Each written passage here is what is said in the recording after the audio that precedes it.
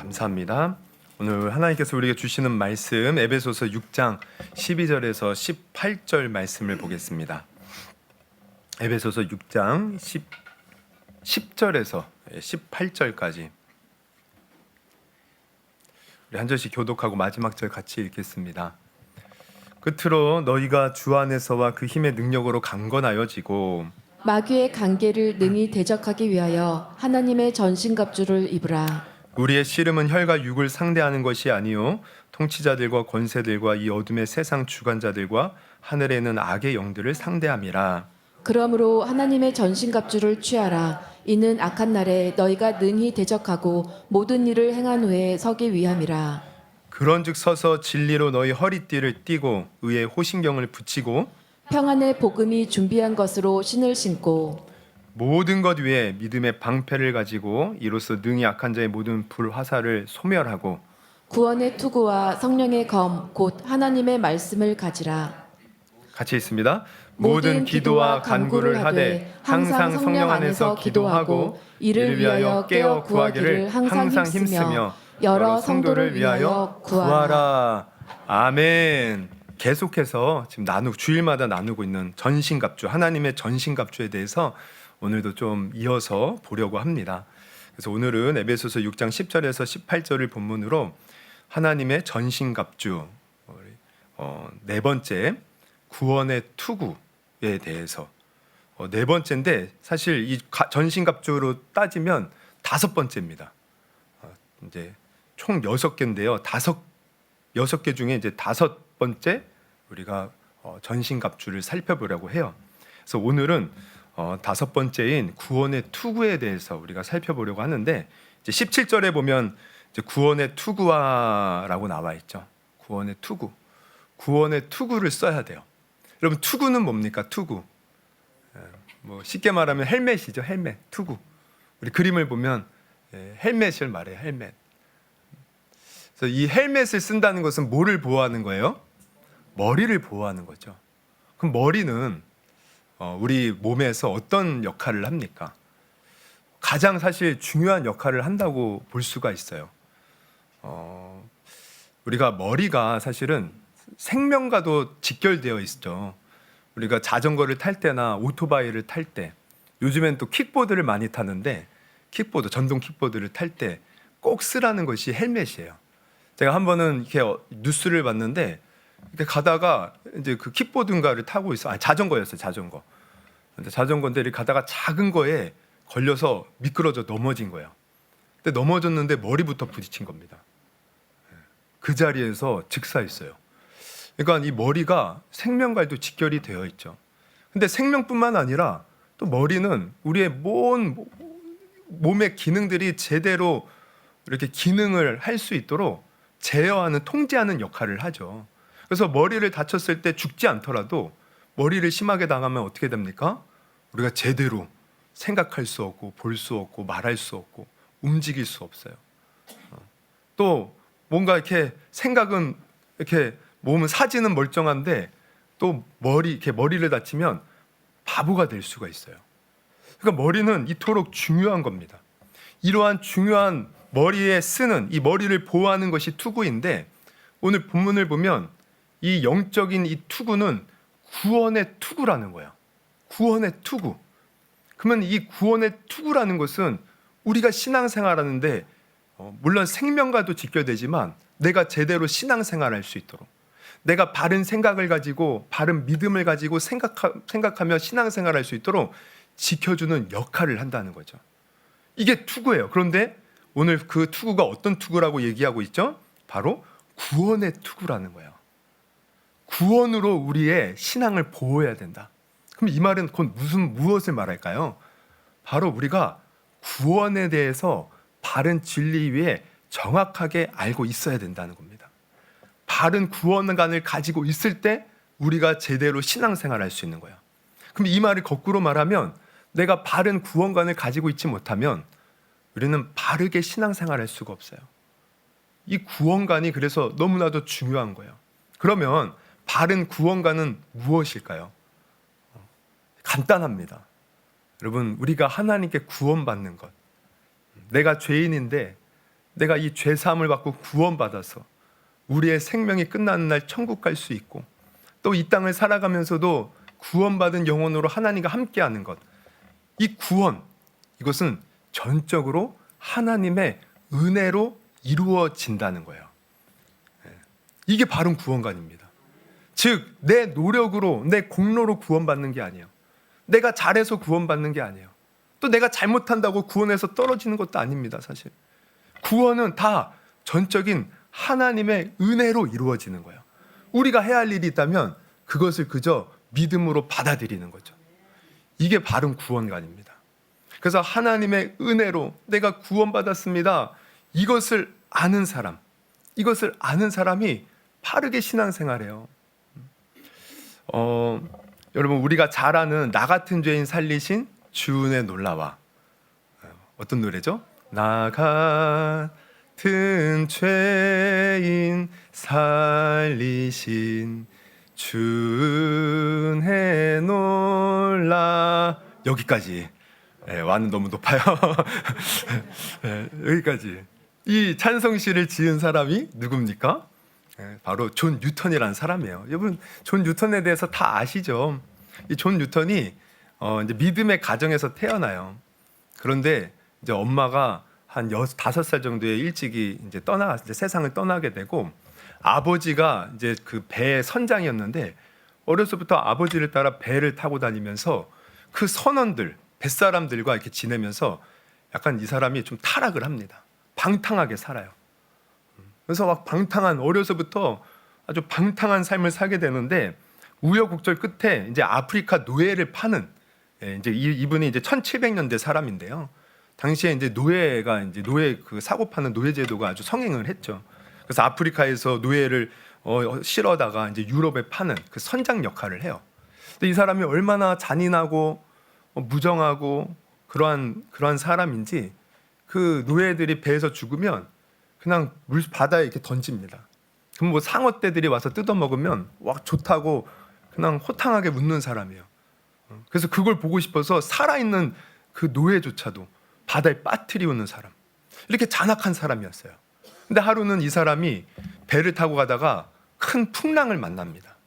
풍랑을 만나 배가 전복될 것 같은 거죠.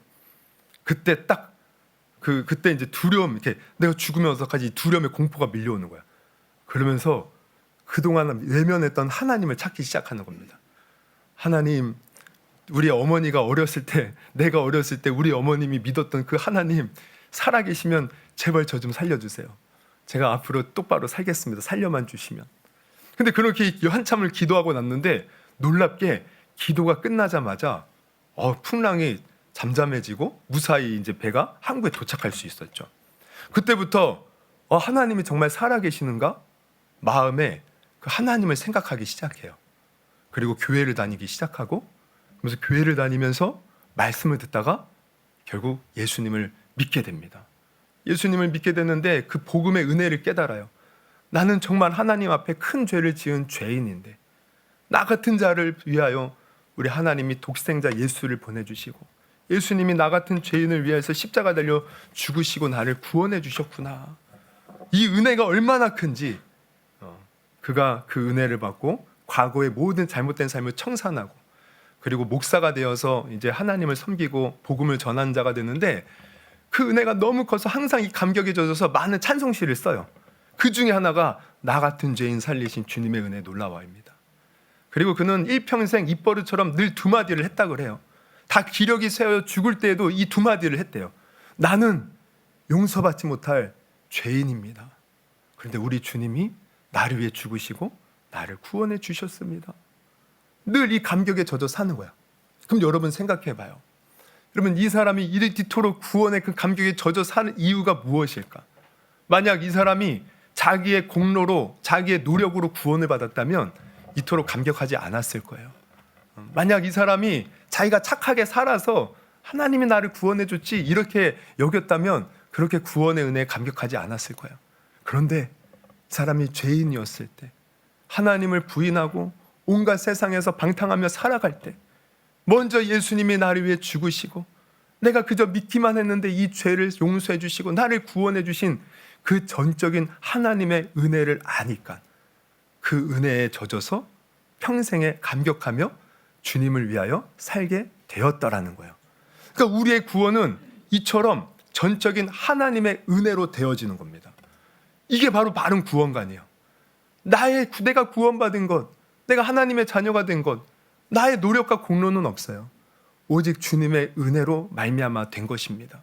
내가 아직 죄인 되었을 때 주님이 십자가에 달려 죽으심으로 되어진 것이에요.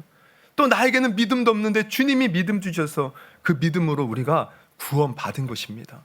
여러분, 이 구원관을 우리가 언제나 바르게 가질 수 있기를 주님의 이름으로 축원합니다. 그래서 이 구원관을 우리가 놓쳐버리면 그때부터 잘못된 길로 가요. 그래서 마귀는요, 이 구원관을 우리에게 잘못된 구원관을 갖도록 사실 공격합니다. 전적인 하나님의 은혜인데 이거를 깨닫지 못하게 하는 거예요. 그래서 우리가 깨닫지 못하고 이것을 놓쳐버리면 어떻게 되느냐? 첫째 나타나는 현상은 바로 이겁니다. 내 노력으로 구원받으려고 하는 거예요. 내 노력으로. 아니, 하나님의 은혜로 구원받는 건데 내 노력으로. 그래서 이러한 사람은요, 정말 겉으로 볼 때는 열심히 신앙생활해요. 정말 아주 남다르게 열심히 해요. 근데 항상 마음에 어떤 마음이에요? 내가 이렇게 잘해야 구원받는다. 반대로 내가 조금이라도 못하면 나는 구원 못 받아. 늘 쫓기듯이 강박관념에 자유하지 못하고 그러면서 열심히 하는 거야. 그러니까 이 사람이 열심히 하는 그 모든 이유는 나 구원받으려고, 나 은혜 받으려고. 그러다 보니 항상 쫓기듯이 강박관념에 치여서 그리고 자유하지 못하고 기쁨이 없고 그렇게 살아가는 거죠. 물론 열심히 해야 돼요. 우리는, 여러분, 우리는 열심히 해요. 근데 왜 열심히 해야 되느냐? 하나님이 먼저 우리를 구원해 주셨기 때문입니다. 할렐루야. 우리 이거를 잃어버리면 안 돼요.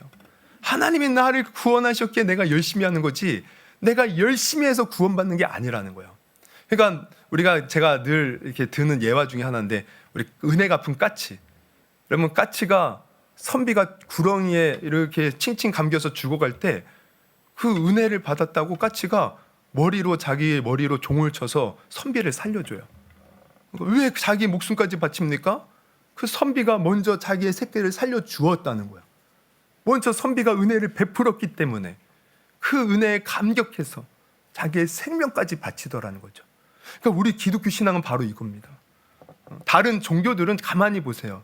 내가 열심히 해야 돼요. 지성이면 감천이라는 그 원리에 따라서 내가 열심히 공양해야, 내가 열심히 절해야, 내가 열심히 착하게 살아야 내가 복을 받고 천국에 가요. 근데 우리 기독교는 그게 아니라는 거예요. 기독교에서 성경이 말하는 것은 우리는 죄인이라는 겁니다. 우리의 힘으로는 구원받을 수 없대요. 그래서 하나님은 구원받을 수 있는 길을 열어주시기 위해서 예수 그리스도를 이 땅에 보내주셨죠. 그래서 누구든지 그 예수를 믿기만 하면, 내가 아무리 흉악한 죄인이라도, 내가 아무리 세상에서 방황하며 하나님을 멀리 떠나고 부인하며 살았을지라도 믿기만 하면 구원받는다는 거예요. 이게 바로 기독교의 구원입니다. 다 하나님의 은혜로 되어지는 거예요. 여러분, 지금 우리가 이 자리에 있는 것 하나님의 은혜인 줄 여러분 믿으시기를 바랍니다. 여러분, 내 마음에 자꾸 불안이 찾아옵니까? 열심히 해야 되는데 못하니까 나를 버리신 거 아니야? 이거 다 마귀에게 속고 있는 거예요. 예수님을 붙드십시오. 그 십자가의 공로에 힘입어 우리는 구원을 받아 하나님의 자녀가 되고 천국에 가는 것이에요. 할렐루야. 흔들리지 않기를 주님의 이름으로 축원합니다. 그래서 이 구원관을 바르게 이제 갖고 있는 것이 구원의 투구예요. 그리고 두 번째로 또 우리가 이 구원관을 바르게 못 가지면 어떤 잘못된 신앙에 빠지냐면, 이것도 마귀가 정말 많은 사람들을 공격하고 제가 여기에 많이 무너지는 것을 보게 된 사람들이 바로 교만이에요. 교만. 그러니까 우리의 구원은 전적인 하나님의 은혜예요. 내가 잘나고 똑똑해서 그런 게 아니에요. 근데 많은 사람들이 처음에는 그렇게 주님의 은혜로 구원받았습니다 그러면서 그렇게 겸손하게 늘 감격해서 하나님을 예배하다가 어느 순간부터 교회를 오래 다니면서 변질이 돼요. 그래서 마치 자기가 이렇게 잘해서 구원을 받고 사랑을 받은 것처럼 착각을 해요. 내가 이렇게 열심히 해서, 내가 이렇게 잘해서, 내가 이렇게 잘생기고 똑똑하고 세상에서 잘 나가서 내가 구원받은 거야. 교만해지는 거야. 그래서 교만해지면 나타나는 특징이 뭐냐면 항상 자기는 옳고 다른 사람은 다 잘못됐대요. 남을 판단하기 시작해요. 아, 나는 이렇게 신앙생활했는데 저 사람은 좀 다르게 신앙생활하네. 여러분, 우리 교회는 진리는 하나지만 또 다양성이 존재해요. 진리는 오직 예수 그리스도, 이게 진리는 하나지만 사실 또 문화마다 또 예배드리는 방식이 다르고 또 생각하는 방식이 다를 수 있어요. 다양성이 존재합니다. 근데 그걸 인정하지 못해요. 우리가 교회 안에서도 마찬가지거든요. 우리가 자라온 배경이 다르고 환경이 다르고 생각하는 게 달라. 그러나 우리는 오직 예수를 믿고 구원받아 하나님의 자녀로 이 자리에 함께 모여 있는 겁니다. 근데 그 진리 외에 외적인 것, 부수적인 것으로 판단을 하는 거예요. 저 사람은 이래, 저 사람은 저래. 그러면서 자기가 하는 것만 다 옳대요. 이게 교만입니다. 그래서 항상 다른 사람을 판단해요. 정죄해요. 여러분, 이러한 사람이 있다면 여러분 빨리 정신 차리셔야 돼요. 상당히 지금 교만에 빠진 겁니다. 혹시 우리 주위에 이런 사람이 있다면 기도해 주십시오. 교만한 거예요. 교만한 거. 우리가 예배 시간에 예배 드릴 때 은혜가 넘쳐야 돼요. 근데 얘가 옆 사람 보고 뭔가를 보면서 판단하고 있다면 지금 교만해진 거예요. 지금 나는 전적인 하나님의 은혜로 구원받아. 나는 죄인이었고 지옥 갈 수밖에 없는 자였는데 지금 이 자리에 있는 거 하나님의 은혜인데 내가 누구를 판단합니까? 여러분, 판단한다는 것은 내가 재판관 자리에 앉아 있다는 것 아닙니까? 근데 성경은 분명히 알려줘요. 재판하시는 분은 오직 하나님밖에 없다는 거예요. 우리 야고보서 4장 11절에서 12절. 형제들아, 서로 비방하지 말라. 형제를 비방하는 자나 형제를 판단하는 자는 곧 율법을 비방하고 율법을 판단하는 것이라. 네가 만일 율법을 판단하면 율법의 준행자가 아니요 재판관이로다. 12절 같이 한번 읽어볼까요? 시작. 입법자와 재판관은 오직 한 분이시니 능히 구원하기도 하시며 멸하기도 하시느니라. 너는 누구이기에 이웃을 판단하느냐? 예, 우리는 판단할 자격이 없어요. 재판하고 판단하시는 분은 오직 하나님밖에 없습니다. 하나님 앞에 우리는 언젠가는 다 서야 돼요. 그 심판대에 서는 우리는 심판받는 대상이지 내가 누군가를 판단하는 대상이 아니라는 거예요. 그래서 이 교만을 우리가 떨쳐내야 돼요. 그럼 이 교만을 떨쳐내기 위해서 우리가 어떻게 되느냐? 다시 구원의 은혜를 생각하는 거예요. 구원은 전적인 하나님의 은혜로 되어진 것이다. 그리고 우리가 천국 가는 그날까지 그 모든 것도 하나님의 은혜로 되어지는 거예요. 내가 예수 믿고 구원받아서 뭔가 다른 사람보다 잘 나가는 것 같습니까?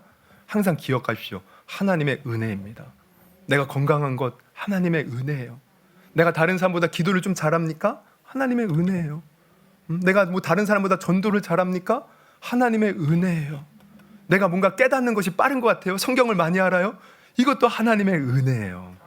그래서 사도 바울, 우리 그 위대한 사도 바울, 수많은 영혼을 구원하고 그 구약을 아주 그냥 아주 통달해서 그 구약의 말씀으로 복음을 전하며 많은 영혼을 살렸던 사도 바울, 그 어떤 사도들보다도 열심히 했던 사도 바울, 그가 뭐라고 고백해요? 나의 나된 것은 다 하나님의 은혜라는 거야.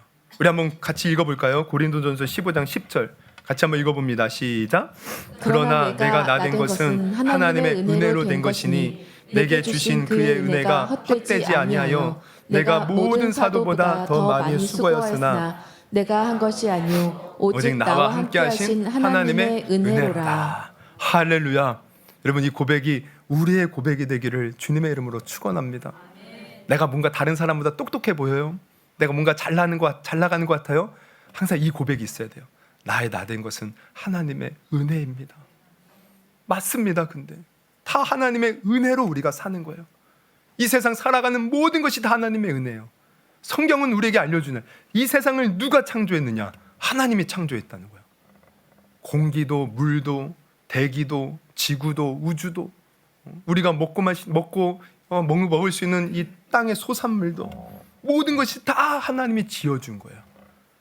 우리가 할 수 있는 것은 아무것도 없어요. 그것을 아는 것. 그래서 우리는 늘 하나님 앞에 겸손해야 돼요. 하나님은 겸손한 자에게 은혜를 주시고 교만한 자를 물리치신다고 했습니다. 그러니까 마귀가 이걸 공격하는 거죠. 교만에 빠뜨려서 우리로 하여금 하나님과 멀어지게 만들어 우리 스스로 멸망의 길을 가게 만드는 거예요. 여러분, 항상 기억할 수 있기를 바랍니다. 겸손해야 돼요. 교만은 우리의 적입니다. 여러분 성경을 보면 재밌는 게 나와요.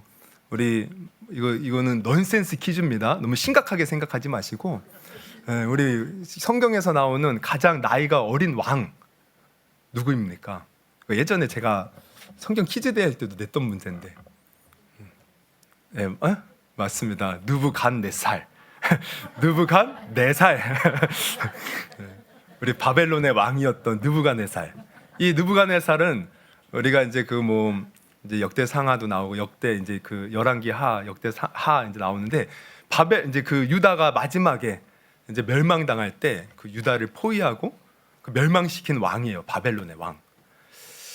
그 느부갓네살 왕이 이제 그 똑똑한 귀족들, 왕족들, 뭐 지식인들을 다 포로로 끌고 가죠. 그래서 그때 이제 다니엘도 끌려가요. 다니엘. 그리고 다니엘의 세 친구. 그래서 다니엘서를 보면 이 느부갓네살 왕이 아주 교만에 빠집니다. 그래서 자기를 위한 큰 금 신상을 만들어 놓고 모든 백성들, 모든 자기가 정복한 나라에 대한 모든 백성들이 다 거기에 절하라고 해요.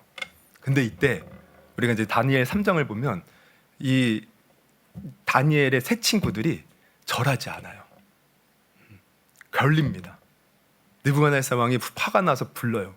너희들이 감히 절을 안 해? 그때 아주 유명한 고백을 하죠. 우리 절하지 않을 겁니다. 당신이 우리를 풀무불에 던져놓을지라도 우리 하나님이 건져내실 거예요. 그리 아니하실지라도 우리는 하나님만 섬기겠습니다. 왕이 더 화가 난 거예요. 그래서 풀무불을 평소보다 7배를 더 뜨겁게 하고 저 새 녀석을 당장에 쳐넣어라. 넣는데 어떻게 됩니까? 그들이 살아나요. 머리털 하나 그을리지 않고 옷 색깔 하나 변하지 않고 살아남아요. 하나님이 그 가운데 함께 하신 겁니다. 할렐루야. 여러분, 하나님은 풀무불 가운데도 함께 하셨어요. 우리가 어떠한 절망적인 상황 속에서도 늘 함께 하십니다. 여러분, 이 진리를 붙들기를 바랍니다. 그래서 이렇게 살아났어요. 그랬더니 느부갓네살 왕이 야, 너희들이 섬기는 하나님이 진짠가 보다. 그러면서 왕 높였다가 그러면은 그때 정신을 차리고 교만을 버려야 되는데 이제 4장에 넘어가잖아요. 교만이 하늘을 찌릅니다. 그가 꿈도 꿔요. 근데 그 꿈도 무시하고 아주 그냥 교만이 하늘을 찔러요. 그래서 그가 어떤 말을 백성들에게 선포하냐면 우리 다니엘 4장 30절을 보면 이렇게 말해요. 나 왕이 말하여 이르되 이 큰 바벨론은 내가 능력과 자기가 능력과 권세로 건설했대요. 나의 도성으로 삼고 이것으로 내 위엄의 영광을 나타낸 것이 아니냐. 자기가 다 했다는 거예요. 교만이 하늘을 찌른 거예요. 그러자 이 말이 떨어지기가 무섭게 하나님이 이 왕을 칩니다. 그래서 31절부터 보면 이 말이 아직도 나 왕의 입에 있을 때 하늘에서 소리가 내려 이르되 느부갓네살 왕아 내게 말하노니 나라의 왕위가 내게서 떠났느니라. 내가 사람에게서 쫓겨나서 들짐승과 함께 살면서 소처럼 풀을 먹을 것이요 이와 같이 7대를 지내서 지극히 높으신 이가 사람의 나라를 다스리시며 자기의 뜻대로 그것을 누구에게든지 주시는 줄을 알기까지 이르리라 하더라. 바로 그때 이 일이 느부갓네살 왕에게 응함으로 내가 사람에게서 쫓겨나서 소처럼 풀을 먹으며 몸이 하늘 이슬에 젖고 머리털이 독수리 털과 같이 자랐고 손톱은 새 발톱과 같이 되었더라. 교만해지자 하나님이 치신 거야. 왕위를 그냥 폐위시켜버린 거야. 그래서 들짐승과 같이 아주 머리는 산발이고 손톱은 길고 아주 불황자처럼 그렇게 왕위를 쫓겨나서 살게 되었다는 거야. 여러분, 세상의 권세도 우리 하나님의 손에 달려 있습니다. 세상에. 그러니까 우리가 역사를 보면 알아요. 아무리 그 찬란했던 역사도요, 찬란했던 나라도 지금 보면 다 망했어요. 그들이 영원토록 세상을 다스릴 줄 알지만 그렇지 않다는 거예요. 그래서 이 느부갓네살 왕이 실제로 정말 그렇게 쫓겨나서 고통을 당해요. 그렇죠. 하나님이 때가 되니 다시 그를 왕위에 세웁니다. 근데 그가 겸손해져요.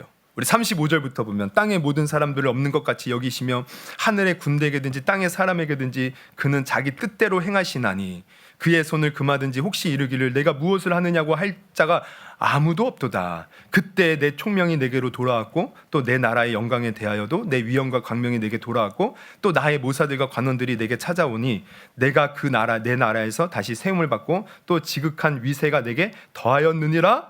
근데 이제 겸손해져요. 37절. 그러므로 지금 나 느부갓네살은 하늘의 왕을 찬양하며 칭송하며 경배하노니. 아까 자기를 칭송하지 않았습니까? 자기를 높였던 사람이요. 하나님을 깨닫고 하나님을 칭송하고 경배하는 거예요. 그의 일이 다 진실하고 그의 행하심이 의로우심으로 교만하게 행하는 자를 그가 능히 낮추심이라. 여러분, 하나님은 교만한 자를 낮추시는 하나님이셔요. 여러분, 우리는 하나님 앞에 교만하지 않기를 주님의 이름으로 축원합니다. 마귀는 끊임없이 이걸 갖고 공격해요. 교만하게 만드는 거예요. 내가 뭘 좀 잘했으면 네가 잘해서 그렇다고. 그래서 이 교만에 빠진 사람들이 이단에 빠지잖아요. 특히 이단의 교주가 되는 경우가 많죠. 예전에 그 박태선이라는 사람도 처음에는 진실한 그런 장로였어요. 근데 자기에게서 능력이 나타나는 거예요. 뭐 병든 사람이 고침받고, 뭐 귀신이 떠나가고, 뭐 뭔가 막 기적과 표적이 나타나니까 나중에는 뭐라고 한 자세요, 이 사람이? 내가 바로 천상천하의 하나님이다. 지가 하나님이래요. 그러면서 많은 사람들이 거기 추종해요. 막. 왜냐하면 막 능력을 보여주거든요. 막 심지어는 막 손에서 불까지 나갔대요. 여러분, 근데 망하는 거예요. 교만하면 망하는 겁니다. 여러분, 우리의 마음은 늘 겸손할 수 있기를 바랍니다. 이게 바른 구원의 투구를 쓰고 있는 거예요. 우리는 하나님 앞에 아무것도 아닌 존재예요. 그래서 하나님의 은혜로 우리는 하루하루를 살아가고 있어요. 여러분, 이 하나님의 은혜, 전적인 하나님의 은혜를 늘 경험하면서 우리 바른 구원관의 그 투구를 쓰고 살아갈 수 있는 저와 여러분이 되기를 주님의 이름으로 축원합니다. 그리고 셋째로 또 이 구원이 전적인 하나님의 은혜임을 마귀가 공격하여 우리를 또 어떻게 넘어뜨리냐면 자꾸 우리를 좌절시켜요. 사실 우리가 구원 받았어도 우리가 완전히 하나님의 자녀로서 100% 의롭게 살지 못하거든요.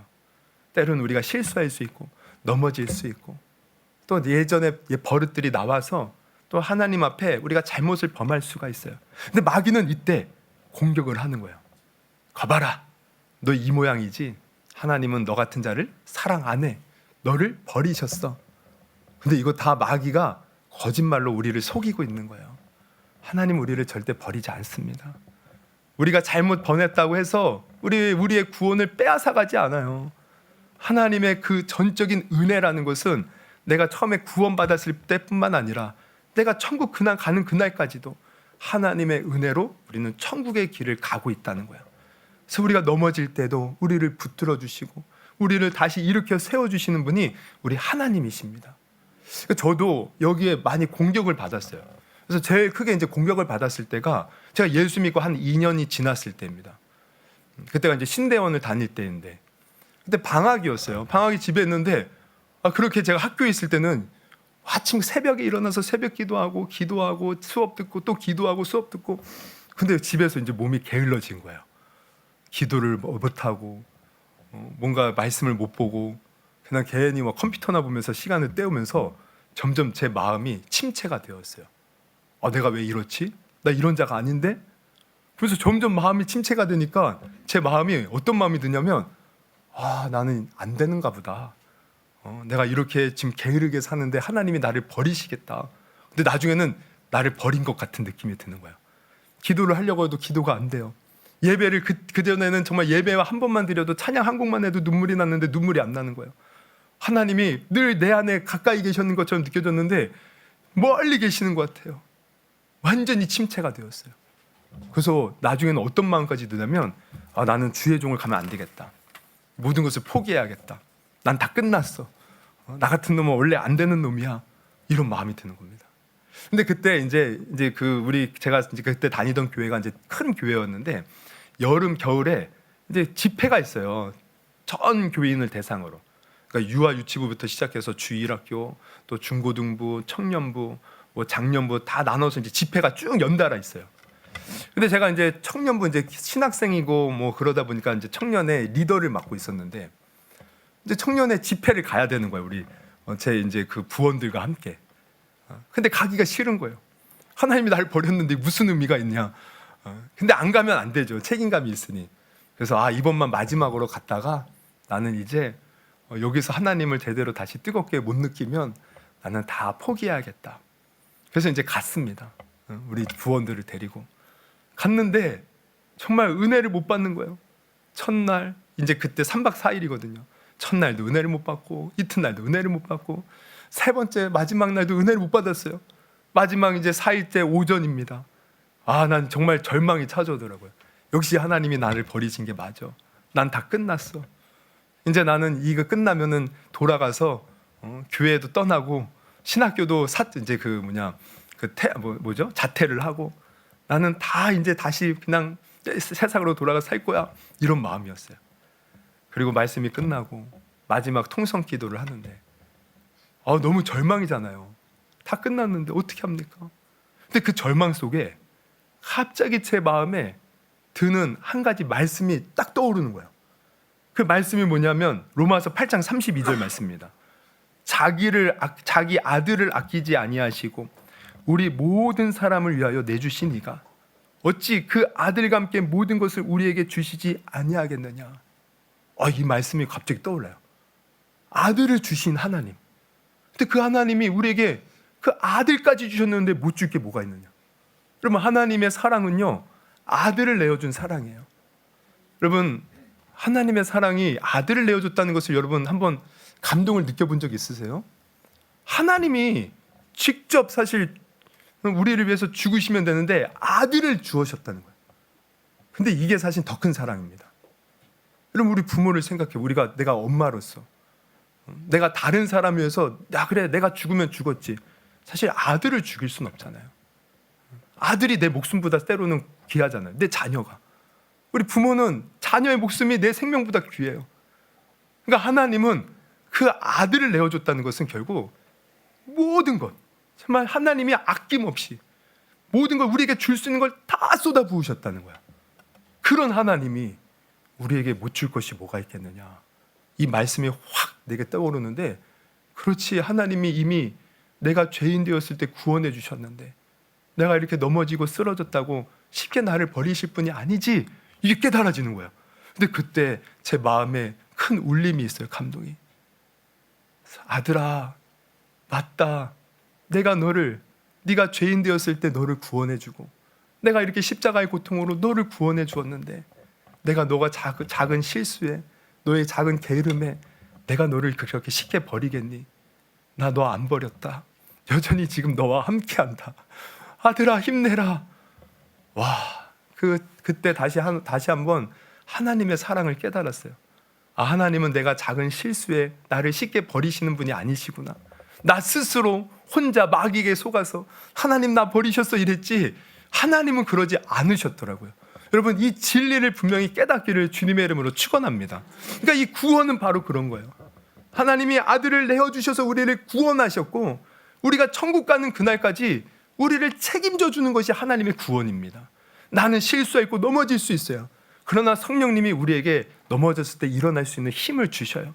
내가 무지해서 방황할 때 깨달을 수 있는 지혜를 주십니다. 내가 기도하지 못할 때 기도할 수 있는 힘을 주셔요. 성령님께서 우리와 함께 하시면서 구원을 또한 이루어 가시는 거예요. 이걸 우리가 아는 것, 이게 바른 구원관이고 이게 구원의 투구를 쓰고 있는 것입니다. 여러분, 오늘날에도 많은 사람들이 정말 자기의 모습을 보면서 나는 실수했으니 넘어졌으니 나는 다 버림받았어. 절대 아니라는 거예요. 여러분, 베드로가 예수님을 3번 부인하잖아요. 제 베드로가 부활하신 주님을 만나고 나서도 그걸 잊지 못해요. 내가 그렇게 예수님을 부인했는데 예수님 나 같은 사용하시겠는가? 그가 절망 속에 요한복음을 보면 이제 그 갈릴리로 다시 그냥 고기나 잡으러 갑니다. 근데 예수님이 어떻게 하셔요? 그 바닷가로 찾아오셔요. 그리고 베드로에게 말씀하셔요. 네가 나를 저 사람보다 사랑하니? 사랑하는데 자기의 그 추한 모습 예수님 다 알잖아요. 자신 있게 대답 못하고 내가 주님을 사랑한 주님이 아십니다. 근데 3번 물어보셔요. 네가 나를 사랑하니? 그러면서 3번 할 때마다 내 양을 먹이고 쳐라. 뭐냐면 베드로에게 말씀하시는 거죠. 나 너 버리지 않았어. 내가 너의 그 마음을 안다. 비록 네가 연약하여 나를 사랑하지만, 나를 부인한 거 알지만 네 마음의 중심에 나를 사랑하는 건 안다. 나를 따르는 건 안다. 힘내라. 내가 너로 하여금 힘을 주고 너가 내 일을 감당할 수 있도록 내가 붙들어 줄게. 그래서 베드로는 다시 힘을 얻고 우리가 사도행전 가면은 성령 받고 그 위대한 사도 베드로가 된 줄 믿으시기를 바랍니다. 여러분, 하나님은 이처럼 전적으로 우리를 사랑하시고 우리의 전적인 그 은혜로 우리의 구원을 이루어 가고 계셔요.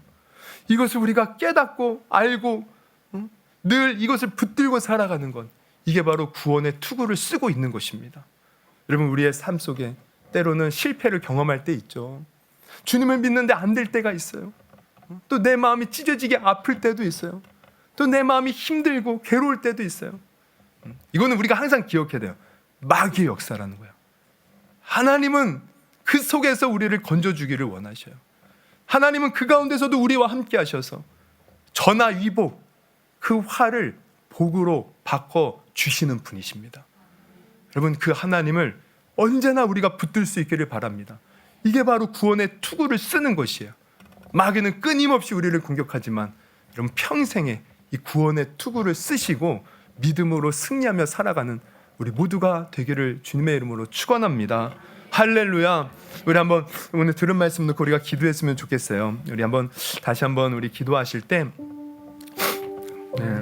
우리가 쭉 하나님의 전신갑주 우리가 보면서 정말 우리의 씨름은 눈에 보이는 사람도 아니고 환경도 아닙니다. 근데 우리는 사람하고 피 터지게 싸우고 환경하고 그토록 피 터지게 싸우죠. 다 속고 있는 거예요. 마귀와의 싸움이에요. 마귀가 불화살을 쏘아대고 우리의 믿음에 의심을 가하고 먹구름을 끼게 하고, 그때 우리는 철저하게 하나님의 전신갑주를 입어야 됩니다. 그 중에 하나가 구원의 투구예요. 여러분, 하나님은 우리를 그분의 전적인 은혜로 구원하여 주셨습니다. 여러분, 믿으십니까? 이 은혜를 우리가 끝까지 붙들어야 돼요. 어떤 상황 속에서도 하나님 나를 시게 버리지 않아. 아들을 내어주시니가 어찌 모든 것을 주시지 않겠는가. 지금도 하나님은 나와 함께 하셔. 그리고 그 하나님의 은혜로 되어졌기에 내가 교만해서는 안 돼.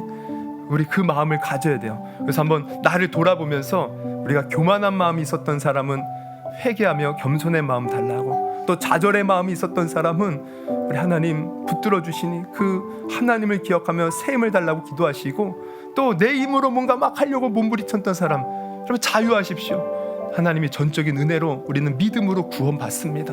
그래서 다시금 이 구원의 은혜가 내 안에 넘치게 하여 주옵소서. 오늘 이 시간 구원관을 다시금 우리가 깨달을 때 새 힘이 넘쳐날 것입니다. 우리 들은 말씀 놓고 우리 주여 한번 부르시고 우리 힘차게 우리 기도하도록 하겠습니다. 주여